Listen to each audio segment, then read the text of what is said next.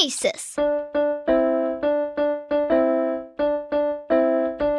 Practical Wisdom with Scott Allen. Good morning, good afternoon, good evening, wherever you are in this beautiful world. My name is Scott Allen, and I am the host of Phronesis, Practical Wisdom for Leaders. I am an associate professor of management at John Carroll University in Cleveland, Ohio, USA. I'm an author, an entrepreneur, a speaker, a nonprofit founder, and the host of 2 podcasts. I'm also a husband and dad of 3. You just heard from Kate, my daughter, who wrote and performed the Phronesis intro.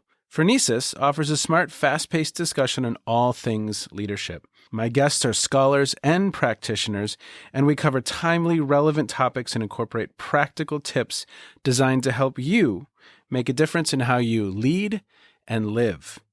Now, I am proud to share that Phronesis is the official podcast of the International Leadership Association, an association that is near and dear to my heart. ILA brings together leaders and those who teach, study, and develop leadership, advancing leadership knowledge and practice for a better world. Learn more at ilaglobalnetwork.org. If you like what we're up to, please click subscribe so you can stay up to date as we release new episodes each week. You can also share what we're up to with others. And now, today's show. Good day, everybody. This is Scott Allen, and we have a really fun conversation today on the show. We have Barbara Kellerman. Many of you know her as the James McGregor Burns Lecturer in Public Leadership at Harvard, the Kennedy School of Government. Now, she has been published in the Harvard Business Review, Leadership Quarterly.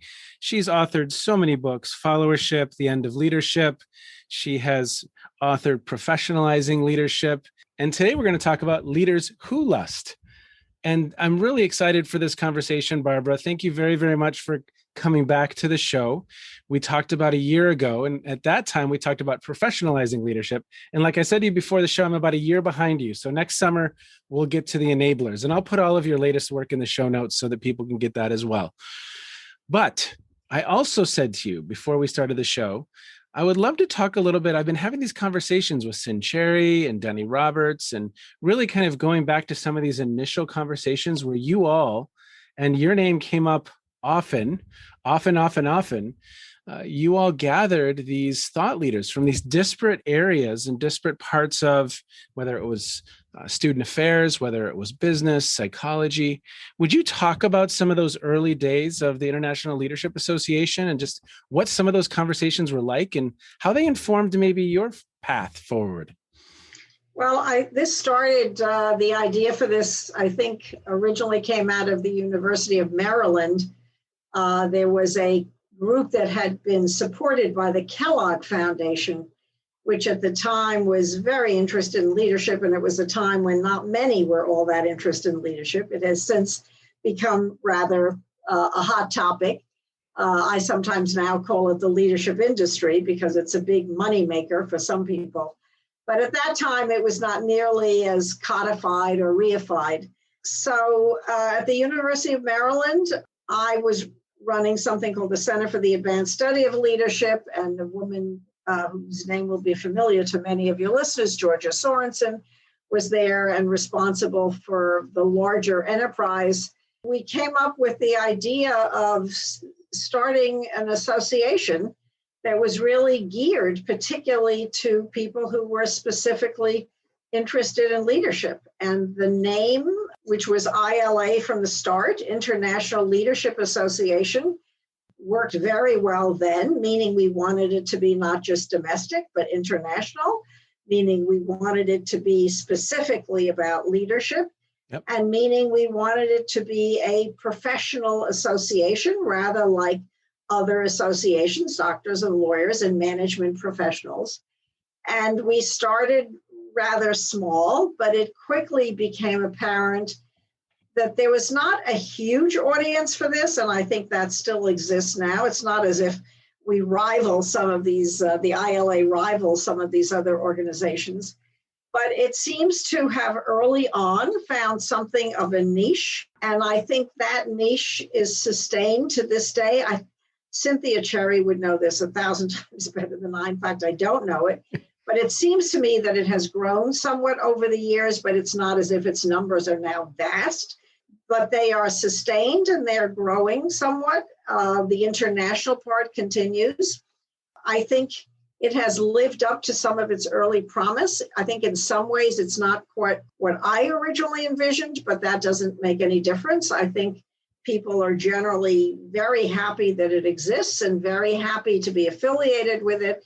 And I continue to be very, very supportive of it and glad that it has lasted and been sustained over the years rather than quietly folded, which so often happens with these kinds of initiatives.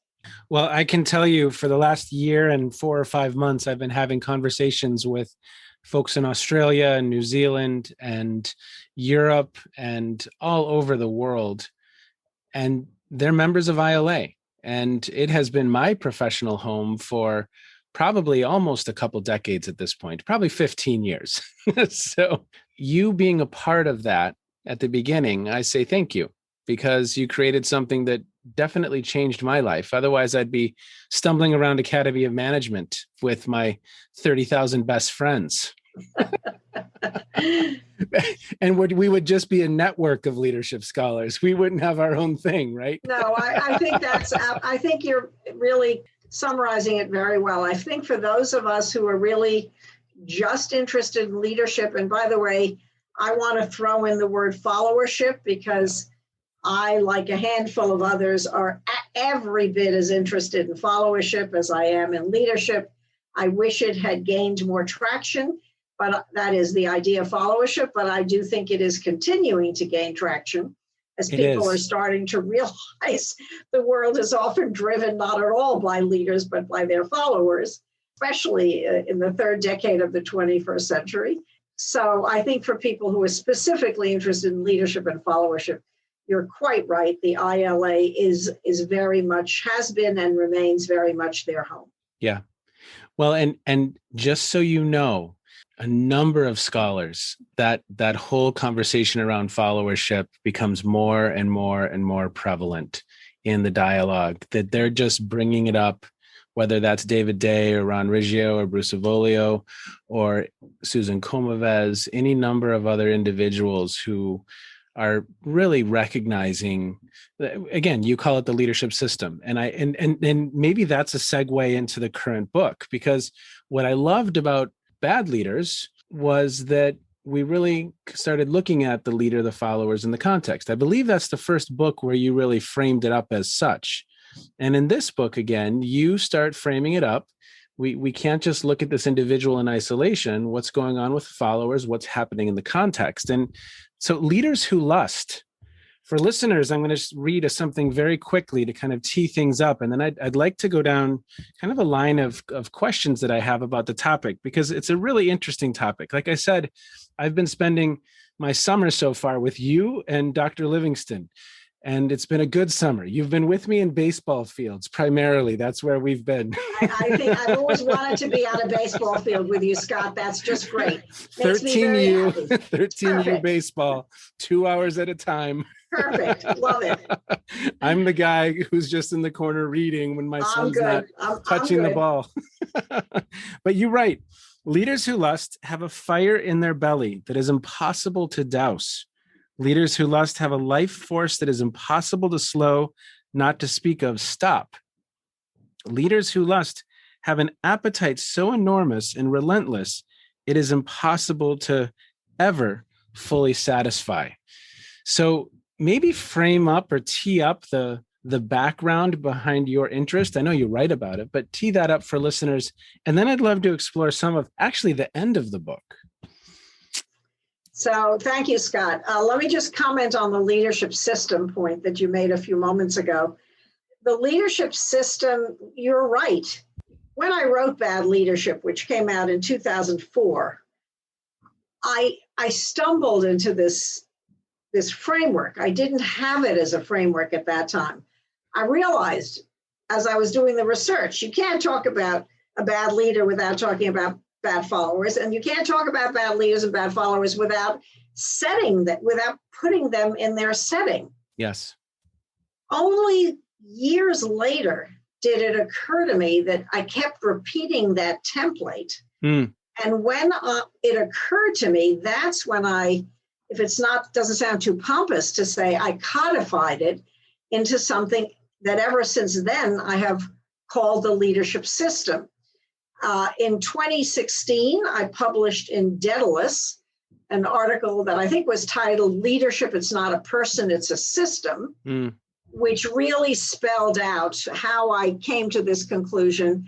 And it is fair to say that I now never speak about leadership, never write about leadership without referencing all three components. Yep. Which, yes, brings us to leaders who lust. But again, I have taught a course called the Leadership System. I speak about it all the time. I convey, and every time I speak about leadership, I speak equally about followership and the setting within which this leadership and followership takes place. So with regard to leaders who lust, as you know, Scott, at least as well as I, the ideal of the contemporary leader is a person of balance. And indeed, many leadership scholars talk about how leaders should be moderate, leaders should be, we talk about work-life balance all the time.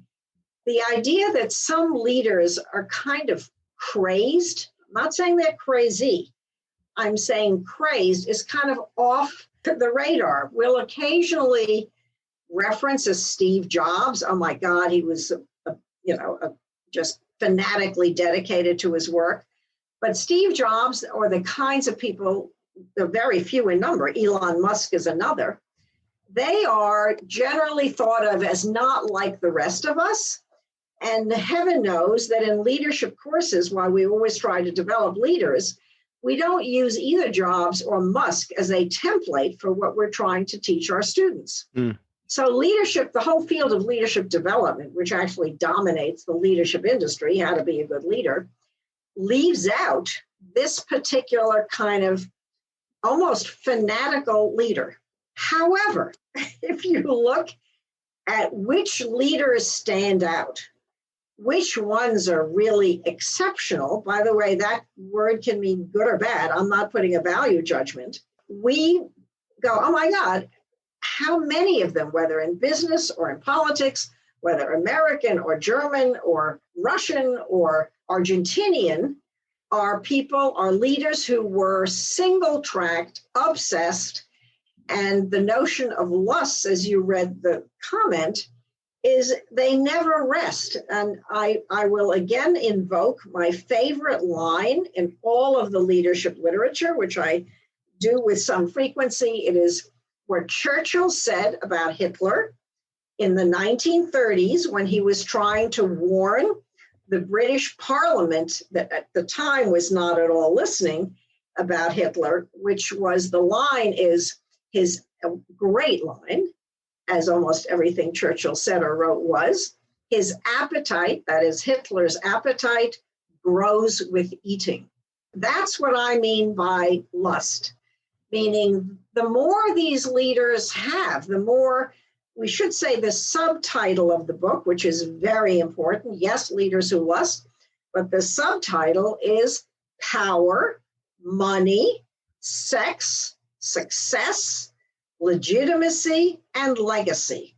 And every one of those 6 lusts, which I and my co-author, Todd Patinsky, extracted from a larger array of lusts as being much the most salient, every one of them, the word lust implies if you're a male leader and you've slept with 1,000 women, you want to sleep with 1,001 women. If you're a leader who has accrued many millions of dollars, you want to accrue, even though you can't use it, you don't need it, you keep wanting to accrue it. And the same goes for power, and the same goes for success, so forth and so on. So it implies lust. Leaders who lust imply leaders who are fanatical and who are never, ever satisfied, either until they die or something comes along to stop them, other than death. Well, and this is where I want to go almost to the end, because it's towards the end where you have this list that really Obviously, the entire book stood out for me. I learned a lot about some people that I was not very familiar with. And I think it's, again, the leader followers context construct of looking at each of these cases is just wonderful. But to your point, I mean, one of the things you all say is lust is value free, and lust can be good. I guess before reading this, I'd always had this just implicit thought that it was a negative always. But at times, it can do great good in the world, right? You write about Mandela, for instance. 100%. That chapter that you're talking about, which is legitimacy, has two men featured. One is Nelson Mandela, and the other one is Larry Kramer. Yes. Both represented groups that had been marginalized and indeed oppressed and suppressed. In the first case, obviously, South African Blacks. And in the second case, the American gay community, an oppression that came to a head, a particular crisis point during the onset of AIDS. Yeah. Larry Kramer was absolutely the spearhead of it. I mean, some people will debate it, but I will maintain forevermore that Larry Kramer is one of America's he died quite recently, by the way, is one of America's unheralded heroes. We honor all kinds of leaders of all kinds of groups. For some reason, we do not honor leaders of gay groups.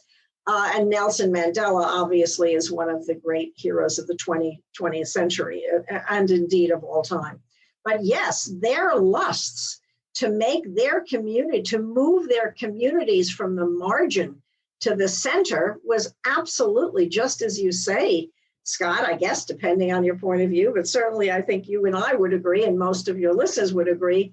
But I certainly take the point of view that the lust to try to legitimize an oppressed group is a good thing. Yeah. There are other lusts, such as the lust for power, that is probably almost always not so wonderful because it implies power over someone. And certainly the two examples that I use, one is Xi Jinping, who even since the book came out, which is like a half a year ago, is proving the point, which is that China is becoming every week or every month or every day a more, I use the word now, totalitarian, not simply authoritarian system. And Roger Ailes is the other example that we use, a man whose empire, which was Fox News, was so dominated by him that there was really no room for anybody else. Yeah. But there are also people in the book like Tom Brady and Hillary Clinton, whose lust for success, they're both in the chapter on lust for success, where we just stand back and look at why, as you and I are talking in mid 2021, Scott, it looks as if Tom Brady's going to keep playing. We have to ask ourselves, why does a man like that, what is the point? He's in his, I guess he's 44 now, something like that. He's in his mid 40s. He's got all the fame in the world. He's got all the fortune in the world. He's got all the success, all the glamour, the most gorgeous wife and lovely kids. Why is he still playing? He is still playing because he loves being a leader. He loves being the greatest of all time. He cannot stop and will not stop until time stops him. Well, and you speak of Hillary Clinton in that way as well. I mean, she just kept putting herself back in the ring, so to speak, and knowing that she would be, it's the word I'm looking for. Brutalized. That's the word. That's the word, right? Yeah, I mean, that's a perfect way of putting it. She kept stepping back in the ring, even though she knew she'd be punched every which way, every which direction. You look at her, by the way, I've since blogged about her because one of the many things that's fascinating about this woman is how marginalized she is now. During the 2020 presidential campaign, we hardly ever saw Hillary Clinton. It's as if the Biden campaign decided, and indeed the Democratic Party more generally, that there was something about her that was somewhat toxic. But to the larger point, this was a woman who gave up a safe seat as senator from the state of New York. She was widely recognized as being an excellent senator from the state of New York. Yep. She would be presiding over the Senate as we speak, had she not decided to quit that seat and run again for president. So she could not, her lust for success was insatiable. And whether or not it's because she was a woman, we could have a long discussion about that. But she was punished for it. And interestingly, as I said, even now, she seems to me to be punished not just by Republicans who always loathed her, many of whom, most of whom, but also by Democrats who have effectively sent her to the equivalent of political Siberia. Well, and another comment towards the end of the book that the two of you make is that lust attracts followers. Would you talk a little bit about that? Lust attracts followers. You know, I think, first of all, I think all of us are hardwired. You know, this is one of the great leadership conversations. You know, we're supposed to we're supposed to not want to follow people who are extreme, whatever that extreme is of. But we are, first of all, hardwired, in my view. I think there's ample evidence, just the way animals are, other primates certainly, and other animals certainly, hardwired. There's a reason we've heard the expression, man, I know this sounds sexist, but you'll forgive me, I hope. Man on a white horse, the hero in history. Those are phrases that come from someplace. Yeah. And they come because it is the nature of the human condition to long for, to seek a great leader, somebody who will save us from ourselves, who will lead us to a land of milk and honey. Yes. So it is with leaders who lust. They seem to have an energy, a life force, a zeal, and a dedication to a particular goal. And we look at them with a measure of awe. And in some cases, we really, really, really do want to follow where they lead.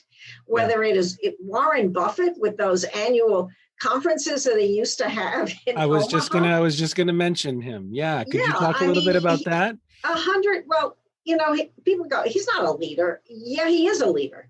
We admire Warren Buffett for his curious mix of personal modesty on the one hand, but vast accumulation of fortune on the other. And he's not called the Oracle of Omaha for nothing. Yeah. People are attracted to his mix of apparent folksy wisdom and incredible genius at making money. And for many, many years now, those days, his heyday may well be over, but for many, many years, he would say to his legions of followers, buy this or buy that, and they would buy this or buy that, and they would listen to every word that came out of his mouth. Again, these people have an appeal.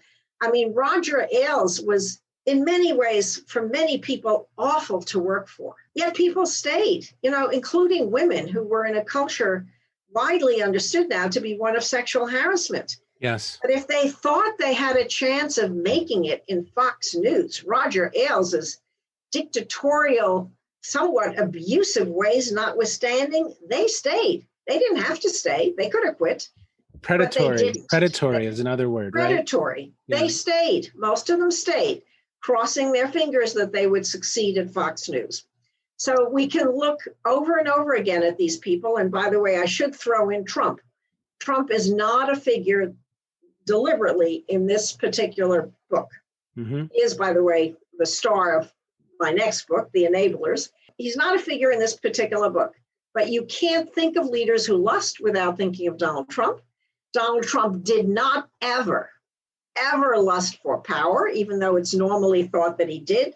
No, his lust was for money, but his show of money, his ostentatiousness, his brazenness, again, as I don't have to tell either you or any of your listeners, was enormously attractive and remains, interestingly, again, as we speak in mid-2021. Even now, though he's in the background, we damn well know that if he appeared at some rally or another, he would bring out his base, which many of whom would remain as rabidly interested in, fervently supportive of Donald Trump as they were 4 years ago. Which brings me to a question. Can some of these folks that you highlight, these case studies, could there be multiple lusts that they're chasing? We've got JFK. Is it just sex, or is it sex, power, legitimacy, right? Is it all of those? I mean, not legitimacy in the larger context, maybe somewhat, but legitimacy within his family. How do you think about that? I think about it this way, Scott. Human beings are not widgets. Yeah. It's like in Bad Leadership. One of the characters in Bad Leadership was Bill Clinton. Yep. And I chose a single example, which was Bill Clinton in Rwanda. Yep. Which he himself later said was the biggest single mistake he ever made, to permit that genocide to unfold. He was not alone, by the way. Boutros Ghali was head of the UN at that point, so he was by no means alone. There were other world leaders. But I singled him out, not because I was trying to say that Bill Clinton was across the board an awful leader, but because he did one very bad thing, allowed what is often called the most efficient genocide in human history to happen. And as I said, he himself regarded it as his biggest mistake.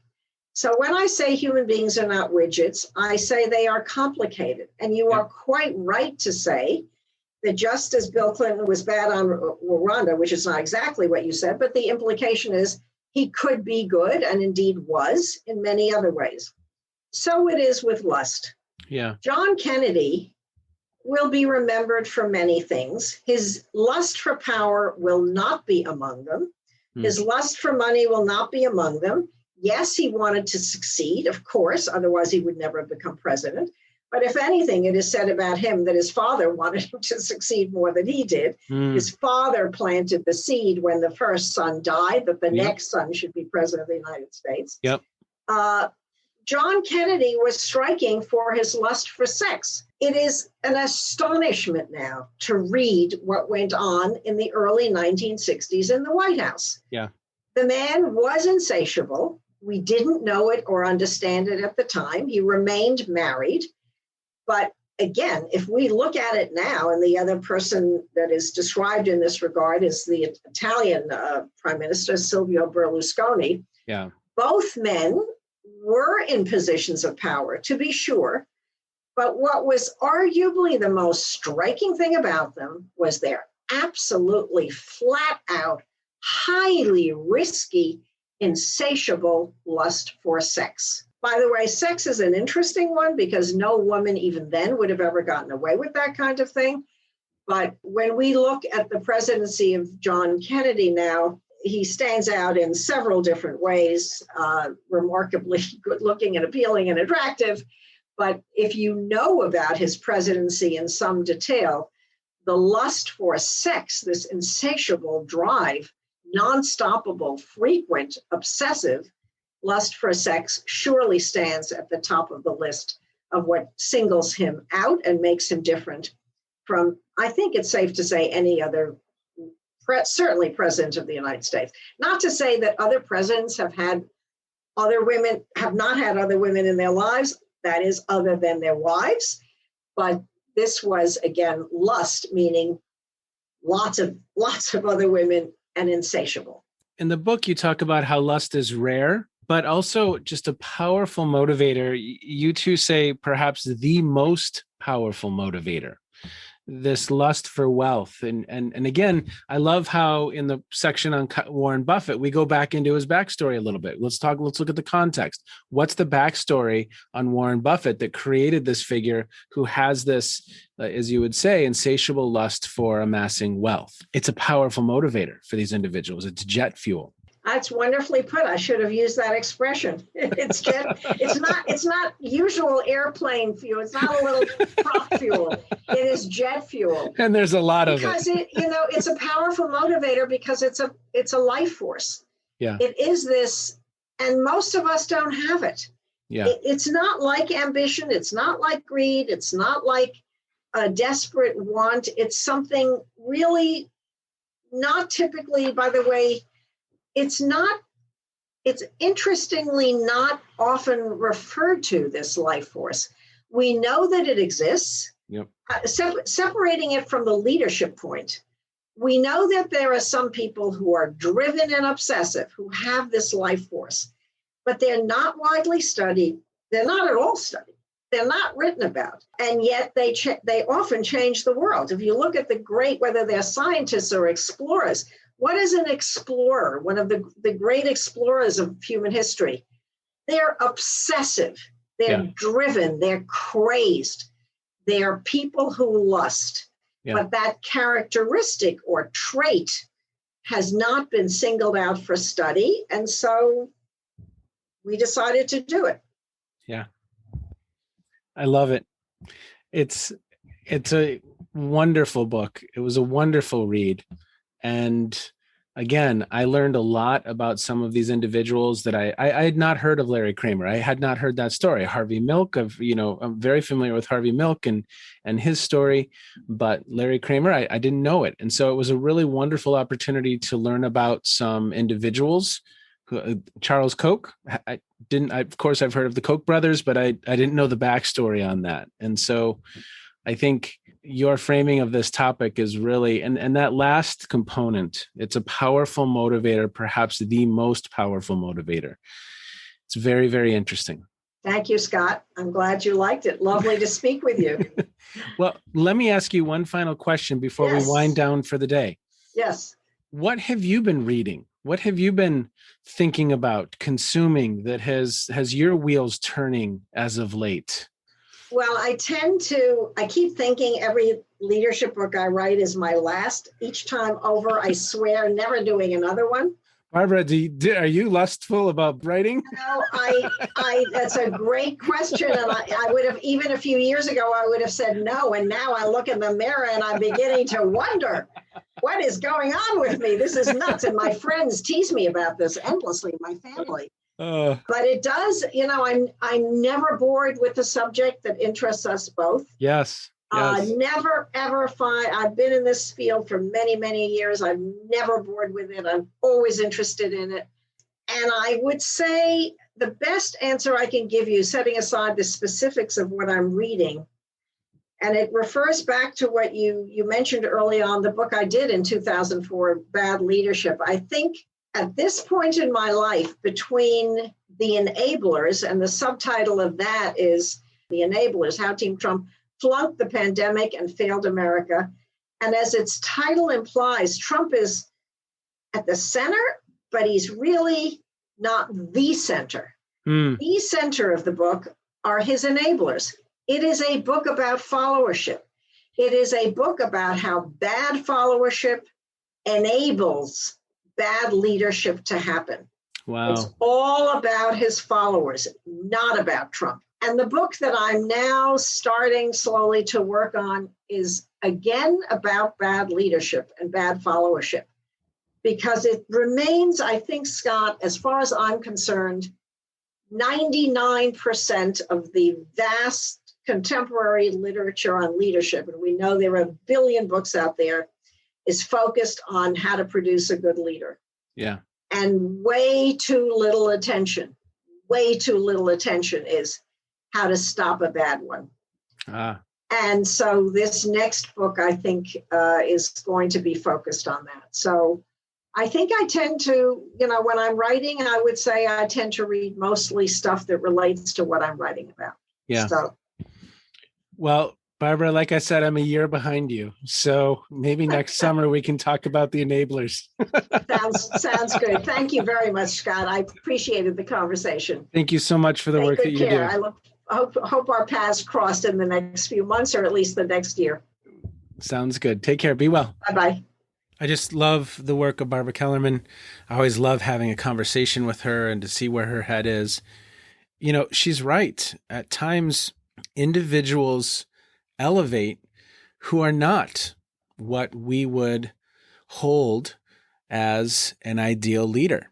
And oftentimes I think there's a disconnect between who's elevating out there in the world and how we're talking about great leadership.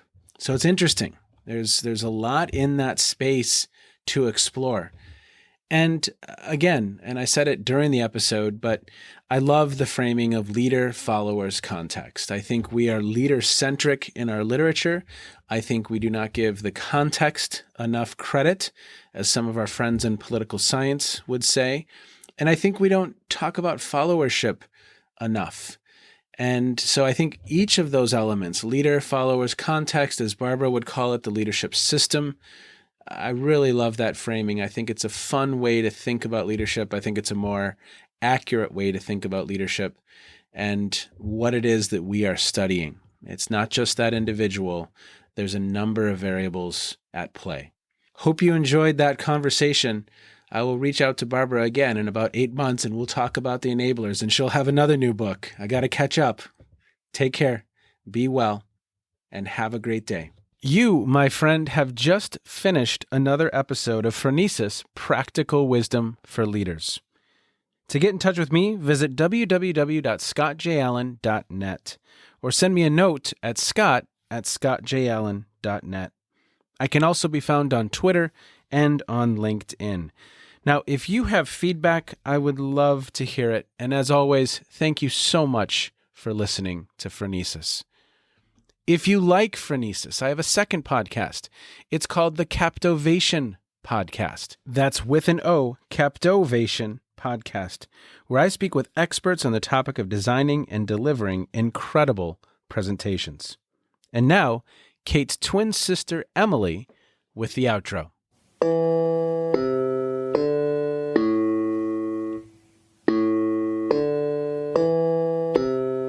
You've been listening to Phronesis, Practical Wisdom with Scott Allen.